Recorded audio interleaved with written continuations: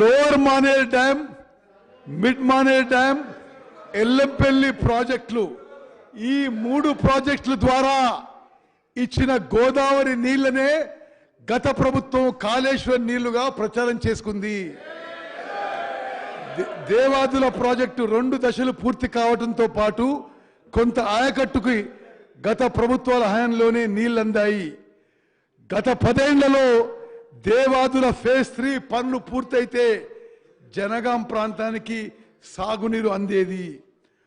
ఉమ్మడి ఖమ్మం జిల్లాలోని రాజీవ్ సాగర్, ఇందిరా సాగర్ ప్రాజెక్టులను సీతారామ ఎత్తిపోతల పేరుతో రీడిజైన్ చేసి 7,000 కోట్లు ఖర్చు చేశారు. దీని కింద ఒక్క ఎకరం కూడా నీళ్లు ఇవ్వలేని విషయం ఈ సభ దృష్టికి తీసుకొస్తున్నా.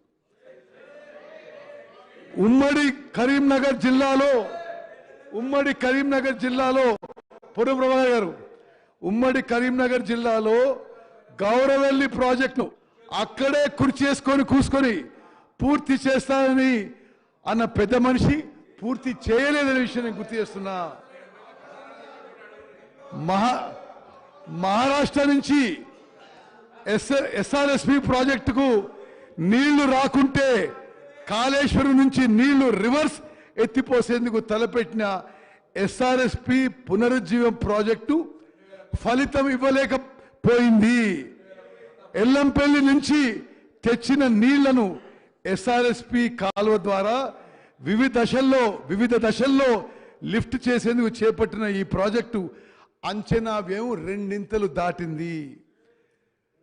Doctor BR Ambedkar Pranahita Chevella project రీడిజైన్లో జరిగిన అనర్థాలు, గోదావరి నుంచి ఏటా సముద్రం వైపు పరుగులు తీస్తున్న నీటిని మెట్ట ప్రాంతాలకు మళ్లించాలనే లక్ష్యంతో ఉమ్మడి రాష్ట్రంలో జలయజ్ఞంలో భాగంగా డాక్టర్ బిఆర్ అంబేద్కర్ ప్రాణహిత చేవెళ్ల సుజల శ్రవంతి ప్రాజెక్టును ఆనాటి తలపెట్టింది. ప్రాణహిత నదిపై ఆదిలాబాద్ జిల్లా తుమ్మడిహెట్టి వద్ద బ్యారేజ్ నిర్మించాలని తలపెట్టారు. వార్దా, వైన్ గంగా నదులు కలిసి ప్రాణహిత నదిగా మారే స్థానం ఇది. ఇక్కడి నుండి 160 టీఎంసీ నీటిని ఎత్తిపోవాలని అప్పటి ప్రతిపాదన.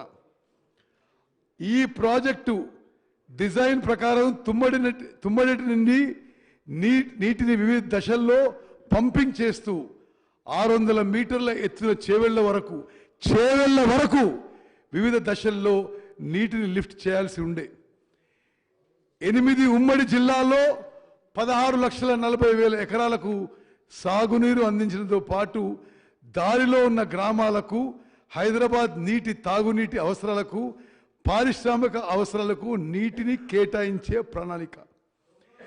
ఈ ప్రాజెక్టును 38,500 కోట్లతో మొదలు పెట్టగా గత ప్రభుత్వం రీడిజైన్ పేరుతో దీన్ని కాళేశ్వరం ప్రాజెక్టుగా మార్చి నిర్మాణ వ్యయాన్ని గత ప్రభుత్వం 1,47,000 కోట్లకు పెంచిన విషయం ఈ సభ ద్వారా నేను మరోసారి ప్రజలకు తెలియజేస్తున్నాను.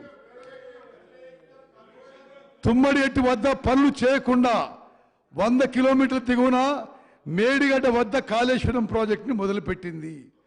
ప్రాజెక్ట్ సైట్ను 100 కిలోమీటర్ల కిందికి మార్చినప్పటికీ ప్రాణహితలోని వచ్చే వరదపైనే ఆధారపడింది. తుమ్మడి నుంచి ఒక స్టేజ్లో ఎల్లంపల్లికి నీటిని పంపు చేసే ఆస్కారం ఉన్నా దాన్ని పక్కన పెట్టి 3 స్టేజీల్లో నీళ్లు ఎత్తిపోయటం నిర్వహణ పరంగా అది ఆర్థికంగా భారంగా మారింది. కేవలం 21 మీటర్లు మాత్రమే నీటిని ఎత్తిపోస్తే ఎల్లంపల్లికి నీళ్లు చేరడానికి బదులు 3 స్టేజీల్లో 50 మీటర్లు ఎత్తుకు లిఫ్ట్ చేసి తప్పుడు ప్రణాళికలు ఆలోచనలు చేశారు. ప్రాణహిత చేవెళ్ల ప్రాజెక్టును అర్ధాంతరంగా ఆపేయడంతో నష్టం జరిగింది. తుమ్మడిహెట్టి నుంచి 4 ప్రాజెక్ట్ ప్యాకేజీల్లో మైలారం వరకు 71 కిలోమీటర్లు గ్రావిటీ కాలువ తవ్వి లైనింగ్ చేసి వృధాగా వదిలేశారు. ఎల్లంపల్లికి ఎగువన 4-5 ప్యాకేజీల్లో 56,000 ఎకరాల ఆయకట్టుకు నీళ్లు అందకుండా పోయింది. తుమ్మడి ఎట్టి కడితే ఇప్పటికే తవ్విన 2 టీఎంసీల గ్రావిటీ కాలువను ఉపయోగించుకొని ఆసిఫాబాద్, సిర్పూర్, బెల్లంపల్లి, చెన్నూరు, మంచిర్యాల నియోజకవర్గంలోని 2 లక్షల ఎకరాలకు నీళ్లు అందుతాయని ఆశపడ్డ రైతులు మోసపోయారు. అధ్యక్ష, వికారాబాద్ విషయం కూడా మీరు గమనించాలి.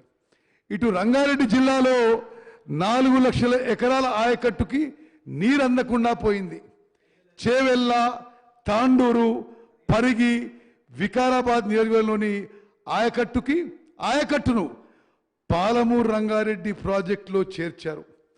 కానీ ఆ ప్రాజెక్ట్ని 2 టీఎంసీలకి 2 టీఎంసీల నుండి తగ్గించి 1 టీఎంసీకి కుదించడంతో మొత్తంగా చేవెళ్ల ప్రాంత ఆయకట్టు ప్రమాదంలో పడింది.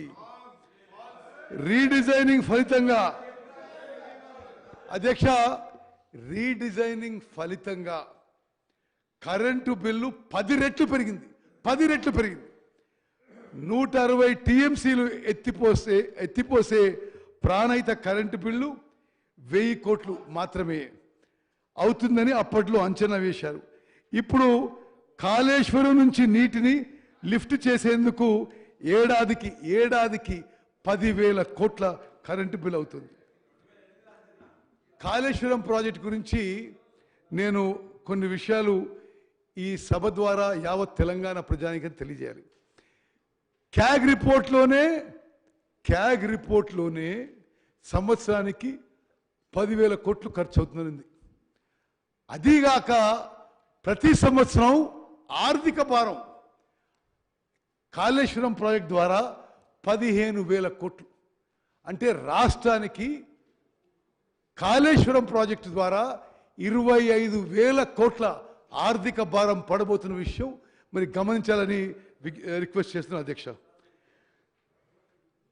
కాళేశ్వరం సమీపంలోని మేడిగడ్డ వద్ద గోదావరి నదిపై బ్యారేజ్ నిర్మించి అక్కడి నుంచి అన్నారం, అక్కడి నుంచి సుందిల్ల 3 చోట్ల 180 టీఎంసీల నీటిని లిఫ్ట్ చేసి శ్రీపాద ఎల్లంపల్లి ప్రాజెక్టుకు నీటిని లిఫ్ట్ చేసి తెలంగాణలోని 7 ఉమ్మడి జిల్లాలకు సాగునీటి అందించేందుకు ఈ భారీ ప్రాజెక్టు చేపట్టారు.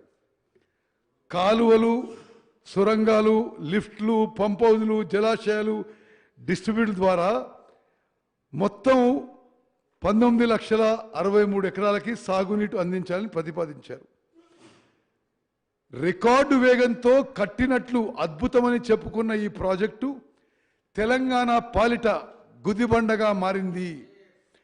ప్లానింగ్తో పాటు డిజైన్ల లోపంతో ఈ ప్రాజెక్టు 5 ఏళ్లలోనే మూలన పడింది. ఇదేమీ పట్టించుకోకుండా అదనపు టీఎంసీ లిఫ్ట్ చేసేందుకు సిద్ధపడటం అప్పటి ప్రభుత్వపు అనాలోచిత నిర్ణయాలకు అద్దం పట్టింది.